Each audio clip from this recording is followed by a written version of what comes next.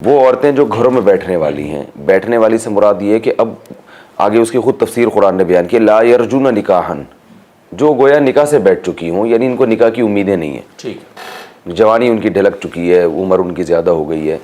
ان میں اٹریکشن ختم ہو چکی ہے، تو ایسی عورتوں کے بارے میں اللہ نے فرمایا فلیس علیہن جناح، ان عورتوں پر کوئی گناہ نہیں ہے، کوئی حرج نہیں ہے، ان یضعن ثیابہن، کہ وہ اپنے لباس کو اتار دیں۔ لباس سے مراد یہاں پر آگے جیسے آیت میں آ رہا ہے نا، غیر متبرجات بزینہ، کہ اپنی زینت کو ظاہر کرنے کا ارادہ نہ ہو، تو اضافی لباس وہ اتار سکتی ہیں۔ جیسے سورہ حجاب میں اللہ کا ارشاد ہے یدنین علیہن من جلابیبہن، کہ اے نبی آپ مومن عورتوں سے کہہ دیجئے کہ جب وہ گھر سے نکلیں تو اپنے اوپر چادریں ڈال لیں جس سے ان کا جسم چھپ جائے۔ تو یہ جو اوپر کی چادر ہے یہ بوڑھی عورت پر لازم نہیں ہے کہ وہ اپنے اوپر ڈالے، بلکہ جو پراپر ڈریس ہے جو ایک مسلمان عورت کا ہوا کرتا ہے وہ ڈریس ہی اس کے لیے کافی ہے، اس میں اضافی چادر لینے کی اس کو ضرورت نہیں ہے۔ اور بعض علماء جو چہرے کے پردے کو، بہت سے علماء جو واجب کہتے ہیں، صدر میں داخل کرتے ہیں، وہ کہتے ہیں کہ یہاں مراد یہ ہے کہ بوڑھی عورت چہرے کا پردہ اس پر لازم نہیں ہے۔ تو خیر جو عمر میں، یعنی اس سے صاف پتہ چلتا ہے کہ جب ایک ایج ہو گئی عورت کی، اس پہ بڑھاپا آ گیا، تو پردے کے حکام اس کے معاملے میں نرم پڑ جاتے ہیں۔ لیکن اللہ نے فرمایا وَإِن يَسْتَعْفِفْنَا، مگر اب وہ اس میں بھی احتیاط کریں اور وہ ویسے ہی پردہ کریں جیسے جوان عورت کرتی ہے، خیر لہن، تو یہ انہی کے لیے بہتر ہے، ٹھیک، اس میں ان کو ثواب زیادہ ملے گا۔ تو ترغیب اسی کی ہے، وہ بھی اسی طرح پردہ کر لیں جیسے جوان عورت کرتی ہے، لیکن اگر وہ نہیں کرتی تو ان کے لیے رخصت ہے۔ واللہ سمیع علیم، اللہ سننے والا اور جاننے والا ہے۔ پردے کی اصل وجہ تو بہرحال یہی ہے کہ فتنہ، فتنے کا اندیشہ ہوتا ہے بے پردگی میں۔ تو اصول تو یہی ہے کہ جوان عورت کو پردے کا حکم اس لیے دیا جاتا ہے کہ اس میں فتنے کا اندیشہ ہے۔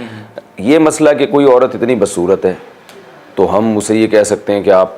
میں چونکہ فتنے کا اندیشہ نہیں ہے لہذا آپ بے پردگی کر سکتی ہیں، یہ بات اس لیے غلط ہے کہ وہ آپ کی نظر میں بدصورت ہے، دوسرے کی نظر میں وہ خوبصورت ہو سکتی ہے، اس لیے کہ جب عورت جوان ہوگی نا تو اس میں اٹریکشن ہوگی۔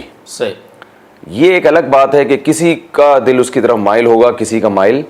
نہیں ہوگا، کیونکہ جوان عورت میں بہرحال اللہ نے ایک اس کی طرف ایک اٹریکشن رکھی ہے۔ یہی وجہ ہے کہ جب اس کا نکاح ہوتا ہے تو جو ہے اس کے وہ ولادت کے مرحلے سے گزرتی ہے، اور وہ تو مرد کی اٹریکشن تھی تو یہ ساری نوبت آئی نا، مرد کی اس کی طرف طبیعت مائل ہوئی تو یہ ہوا نا۔ بوڑھی عورت جو ہے نا، جو زیادہ بڑھاپے کا شکار ہو جاتی ہیں، ان سے تو یہ یعنی یہ ممکن ہی نہیں ہے کہ کوئی اپنی اس جنسی خواہش کو پورا کرے۔ جوان عورت میں بہرحال اس کا امکان ہے، تو اس لیے عورت اگر جوان ہوگی چاہے وہ بدصورت بھی کیوں نہ ہو، اس کو پردے کا حکم دیا جائے گا۔ دوسرا ایک الگ مسئلہ یہاں پر یہ بھی ہے کہ ایک اصول ہے فقہا کا، اور انہوں نے قرآن و حدیث ہی سے نکالا ہے وہ اصول، کہ جس چیز کے جب کسی سبب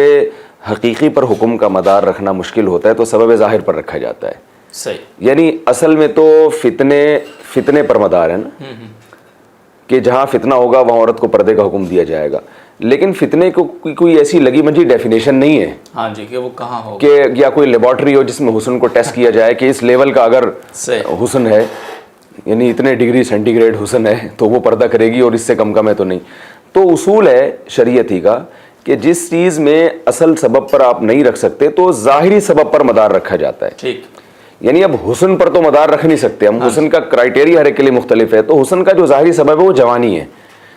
جوانی ہے، تو جوان ہوگی تو حکم دیا جائے گا چاہے خوبصورت ہو چاہے بدصورت ہو۔ ہاں یہ ایک الگ بات ہے کہ خوبصورت عورت کو زیادہ تاکید سے حکم دیا جائے گا کہ اس میں فتنے کا اندیشہ بہرحال بدصورت کی نسبت زیادہ ہے۔ ٹھیک، لیکن الٹا معاملہ ہو رہا ہے، جو خوبصورت ہیں آج کل وہ اپنے آپ کو دکھاتی ہیں، ایکسپوز کرتی ہیں اپنے آپ کو تاکہ اور ان کی لوگ تعریف کریں، اور بے حیائی کا دور ہے تو بدصورت عورتیں زیادہ اہتمام کر رہی ہیں، تو حالانکہ جو خوبصورت ہے اس کو زیادہ اہتمام سے پردے کا اللہ نے حکم دیا ہے۔